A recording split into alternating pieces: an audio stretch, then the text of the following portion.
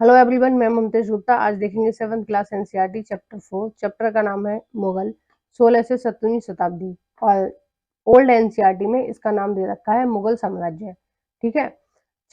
आइए चैप्टर के question answer देखते हैं। देखिए, हमने इसका एक पार्ट पहले कंप्लीट कर लिया था जिसमें हमने 6 क्वेश्चन कंप्लीट किए थे। अगर आपने नहीं देखा है तो इसी वीडियो की मैंने कमेंट बॉक्स में उसका लिंक दे रखा है, आप जाकर देख सकते हैं। क्वेश्चन नंबर 7, रज्मनामा किसका फारसी अनुवाद है? ए महाभारत, बी रामायण, सी लीलावती, डी गीता।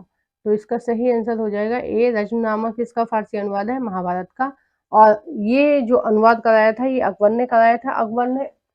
अकबर ने महाभारत के अलावा और भी कई सारे अनुवाद कराए थे, जिनमें से एक महाभारत है, रामायण है, लीलावती है और योग वशिष्ठ है। ठीक है। और यही सिलसिला आगे भी चलता रहा। आगे भी जितने भी बादशाह है उन्होंने कुछ ना कुछ अनुवाद करवाया था।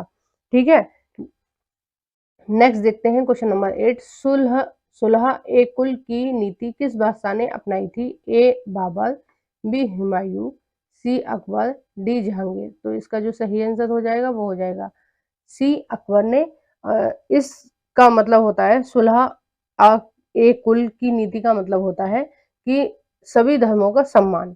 ठीक है। यानी सभी धर्म बराबर हैं और हमें सभी धर्मों का सम्मान करना चाहिए।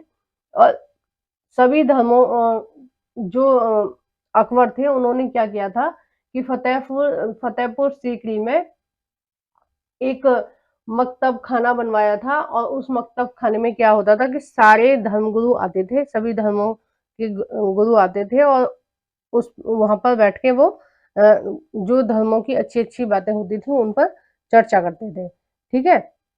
तो ये सुलह कुल की नीति किसने अपनाई थी? अकबर ने अपनाई थी।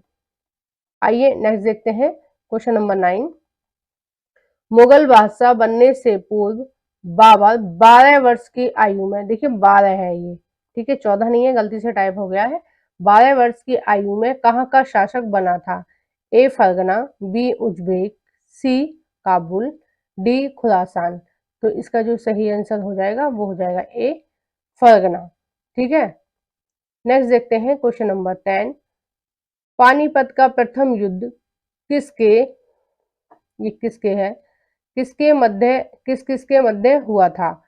ए हेमू और शेरशाह, बी हुमायूं और इब्राहिम लोदी, सी हेमू और सिकंदर लोदी, डी बाबर और इब्राहिम लोदी। तो इसका जो सही आंसर है वो हो जाएगा डी, बाबर और इब्राहिम लोदी। और इस युद्ध में किसकी जीत हुई थी? बाबर की जीत हुई थी। इसके पास सेना बहुत कम थी बाबर के पास, लेकिन फिर भी इसकी ही जीत हुई थी, क्योंकि जब तक भारत में किसी ने भी तोपों का इस्तेमाल नहीं किया था, बाबर ने पहली बार तोपों का इस्तेमाल किया था। एक तरफ एक विशाल सेना थी इब्राहिम लोदी के पास, जिनके पास तलवारें थी, भाले थे, और पैदल सेना थी, कुछ घुड़सवार सेना थी। लेकिन जो बाबर की सेना थी उसके पास क्या थी? तोप थी। तो तोप के आगे तलवार और भाला टिक नहीं पाए और जीत किसकी हो गई? बाबर की हो गई। और वहीं से जो बाबर था उसने अपना शासन शुरू कर दिया था। आगरा और दिल्ली से उसने अपना शासन स्टार्ट कर दिया था। आइए क्वेश्चन नंबर 11 देखते हैं।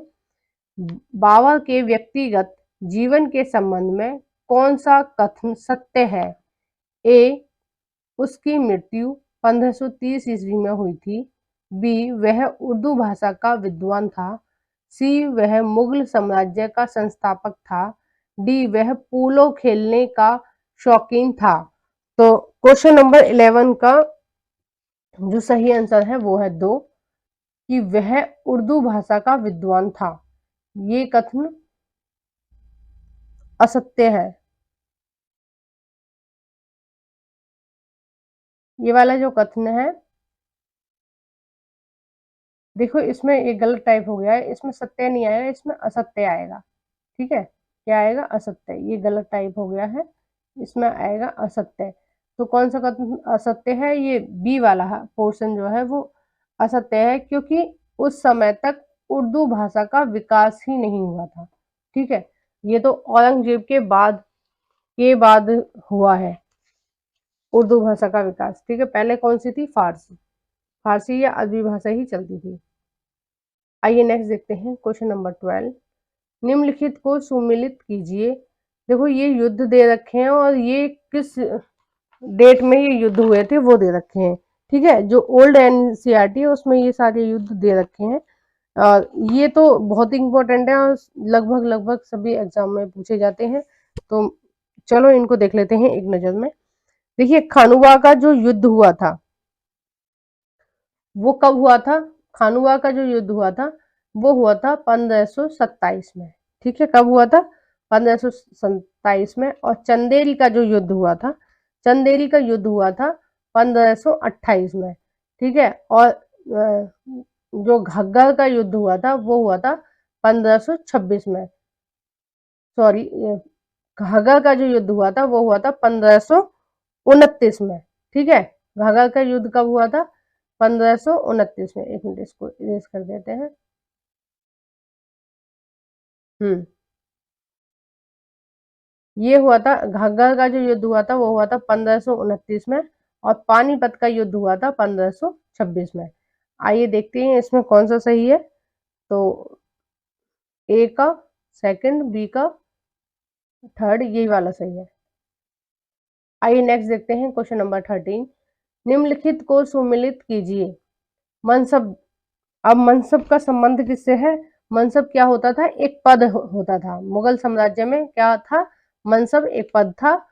ठीक है। बी है सिसोदिया राजपूत। तो सिसोदिया जो राजपूत थे वो कहाँ के थे? मेवाड़ के थे। ठीक है, कहाँ के थे? मेवाड़ के थे। और राठौर राजपूत थे मारवाड़ के। ठीक है, मारवाड़ किधर की तरफ है? गुजरात की। लगभग मारवाड़ जो लोग हैं वो गुजरात की तरफ होते हैं। और जो मंगोल है उसका संबंध किससे है? उज्बेक से।